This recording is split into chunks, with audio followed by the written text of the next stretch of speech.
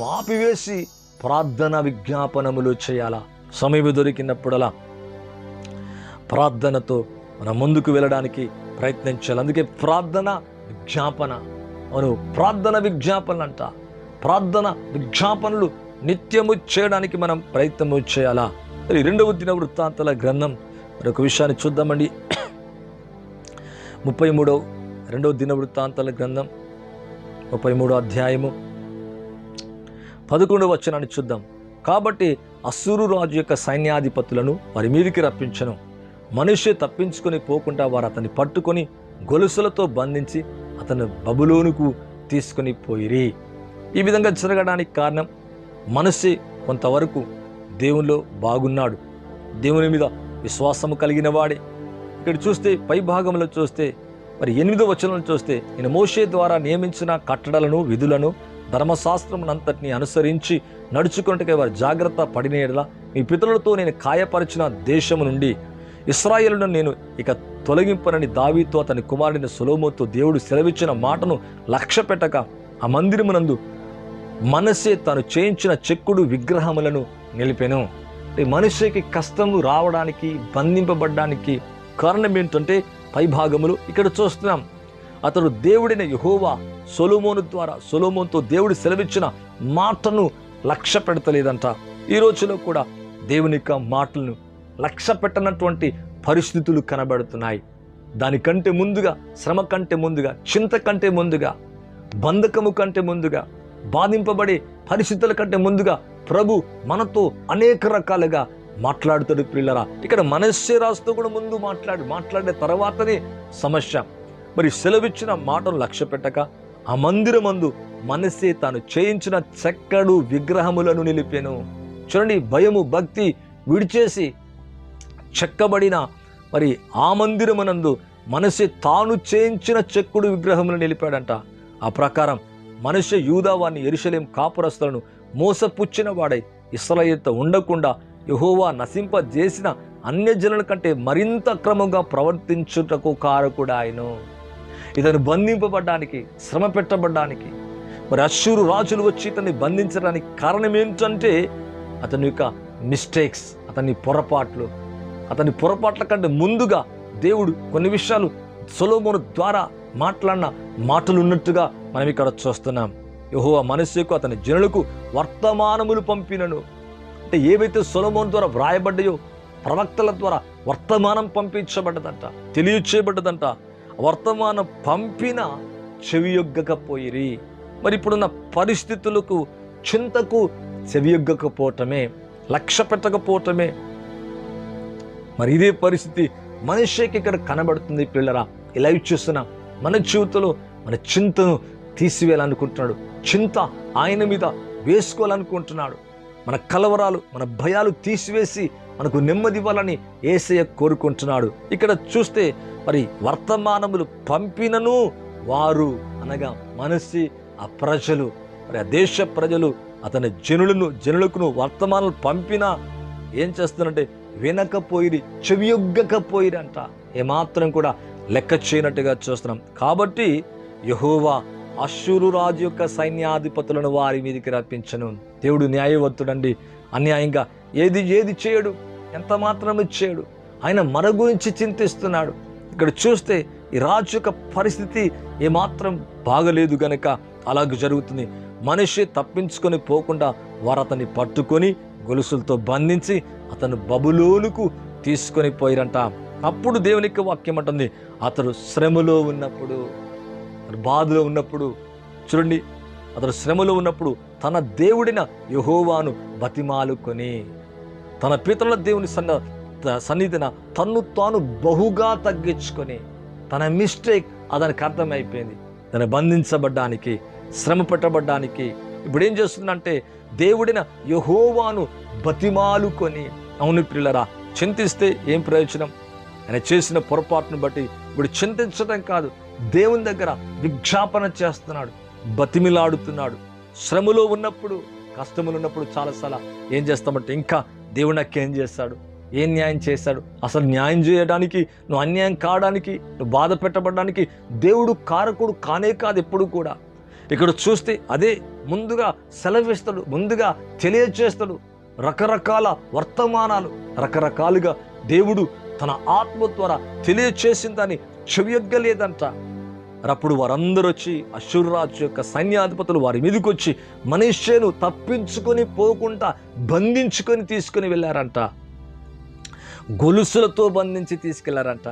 అపవాది చేతులకు వెళ్ళిపోయావా? బంధింపబడ్డావా? గొలుసులతో ఇక్కడ బంధించబడ్డాడంట. ఇక తప్పించుకునే ప్రసక్తిగా లేదు. అయినప్పటికీ కూడా శ్రమలో ఉన్నప్పుడు, చింతలో ఉన్నప్పుడు, బాధలో ఉన్నప్పుడు, కలవరములు ఉన్నప్పుడు తామ్నా దేవుడిన యెహోవాను, ఏ దేవునైతే కలిగి ఉండి కూడా మరి పెట్టకూడని విగ్రహములు, చక్కడములు, మందిరములు పెట్టినప్పుడు మరి జరిగిన ఈ సంఘటన బట్టి మళ్ళా తన దేవుని గుర్తు చేసుకున్నాడు.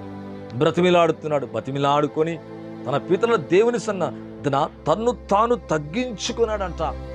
అదేంటి మన జీవితంలో కావాల్సింది. ఎప్పుడైతే అలా చేస్తామో, ఎప్పుడైతే అలా ఉంటామో, తగ్గించుకుంటామో దేవుడు కార్యాలు చూస్తాం. తగ్గించుకొని ఆయనకు మురళిడగా, విజ్ఞాపన చేయగా, మరి విన్నపము చేయగా, ప్రార్థించగా, మరి చింతించాల్సిన బదులుగా మరి మనిషి ఏం చేస్తున్నట్టే మొరలిడుతున్నంట. ఆయన అతని విన్నపములను ఆలకించి యెరూషలేమునకు, అతని రాజ్యములోకి అతన్ని తిరిగి తీసుకుని వచ్చినప్పుడు యెహోవా దేవుడై ఉన్నాడని మనిషే తెలుసుకున్నాడంట. మరి నిజంగా చూడండి, అంటే అర్థం ఏంటంటే మరి దేవుడు కాదా? దేవుడే.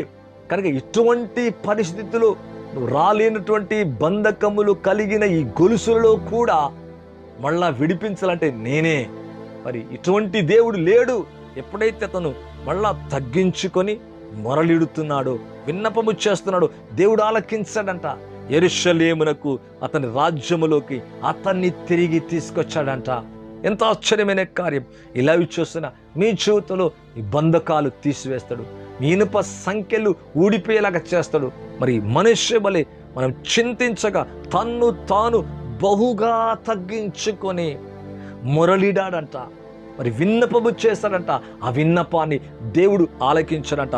ఈ లైవ్ చూస్తున్న మీ జీవితంలో ఆర్థిక పరిస్థితుల్లో, అప్పులలో, మరి కష్టములు, వ్యాధులు, ఇక్కడ ఈయన కూడా చూస్తే అయిపోయింది, పరిస్థితి అయిపోయింది. ఎంతో ఘోరమైన స్థితి. మరి అష్షూరు రాజు యొక్క చేతిలో బంధింపబడి, అక్కడ వారి చేత, సైన్యాధిపతుల చేత బంధించబడి మరి పట్టుకొని పోయినప్పటికీ కూడా దేవునికి మొరపెడితే ఎలా జరుగుతుంది? మనమంతా అప్పుడప్పుడు ఎలా విడుదలవుతుంది, ఎలా అద్భుతమవుతుంది, ఎలా మళ్ళా నా దాన్ని నేను తీసుకుంటాను, నా పరిస్థితులు ఎలా మళ్ళా రీగా మళ్ళీ ఎప్పుడు ఎట్లా పొందగలను, కోల్పోయిన దాన్ని, పోగొట్టుకున్న దాన్ని మళ్ళా పరిస్థితులు ఎలా మరి సద్దుమనగలవు. ఈ విధంగా పరిస్థితులను చూచినప్పుడు అంత గందరగోళంగా కనబడుతుంది. ఇప్పుడు మనిషి పరిస్థితి కూడా అలాగే. గేమ్ పైగా వేస్ట్. ఇప్పుడు మనం మొరపెట్టిన వేస్ట్, చేసిన తప్పులకి ఇలా జరిగిపోతుంది. అలా ఊరుకోలే, వెంటనే పశ్చాత్తాపడ్డాడు. ఆయన తన్ను తాను బహుగా తగ్గించుకొని శ్రమలో ఉన్నప్పుడు తన దేవుడిని యెహోవాను బతిమాడుకున్నాడట. ఈ మధ్యాహ్న కాల సమయంలో నీవు అలా చేస్తే నీ ఫ్యామిలీ బ్లెస్ అవుతుంది. మీ జీవితంలో అప్పులు తొలగిపోతాయి. మీ కష్టాలు తీర్చుటకు శక్తిమంతుడైన, మళ్ళా విడిపించుటకు, రక్షించుటకు, కార్యము చేటకు ఆయన బలవంతుడి పిల్లరా. మరి ఇక్కడ మనిషి యొక్క జీవితం కూడా అదే జరిగింది. తన పితరుల దేవుని సన్నిధిన అని 33 దినవృత్తాంతం 33:12 చూస్తే శ్రమలో ఉన్నప్పుడు, చింతలో ఉన్నప్పుడు మొరలిడుతున్నాడంట. అను పితరుల దేవుని దగ్గర అవును సన్నిధిన తన్ను తాను బహుగా తగ్గించుకొని మొరలిడగా అతని విన్నపములు ఆలకించి యెరూషలేమునకు, అతని రాజ్యములోకి అతని తిరిగి తీసుకుని వచ్చాడంట దేవుడు. ఇప్పుడు అంటున్నాడు యెహోవా దేవుడై ఉన్నాడని మనస్సే తెలుసుకుంటున్నాడు. నీ దేవుణ్ణి, నీ దేవుడు ఏంటో, ఆయన శక్తి ఏంటో నీవును నీ శ్రమలో మొరలిడినప్పుడు, నీ చింతలో మరలినప్పుడు ఆశ్చర్యకరంగా తప్పిస్తాడాయన, విడిపిస్తాడాయన, రక్షిస్తాడాయన, అద్భుతము చేయగలడు, కార్యము చేయగలడు. అందుకే ప్రార్థన విజ్ఞాపనములు చేయాలంట. ఇక్కడ ఇదే జరిగింది మనిషి యొక్క జీవితములు. మనం అలా చేస్తున్నామా? ప్రార్థన చేస్తున్నామా? విజ్ఞాపన చేస్తున్నామా? మన కొరకు, దేశము కొరకు విజ్ఞాపన చేయాలా?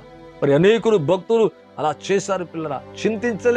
చింతించేటువంటి పరిస్థితుల్లో చింతించలే వాళ్ళు.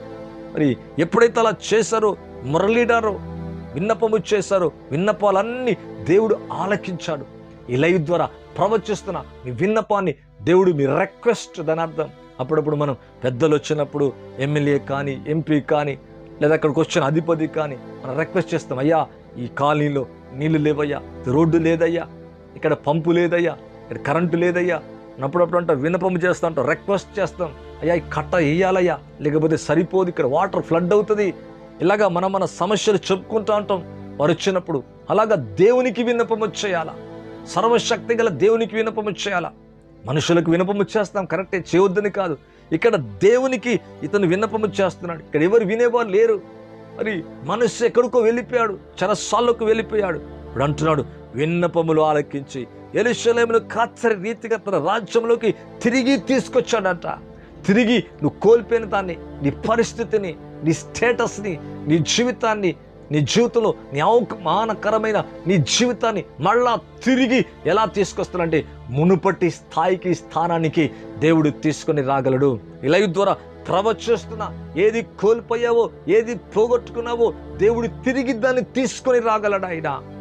మరి మనష్షే రాజ్యాన్ని ఇస్తున్నాడు, యెరూషలేములోకి మరలా తీసుకొచ్చినట్టుగా దేవుని యొక్క వాక్యములో మనం చూస్తున్నాం.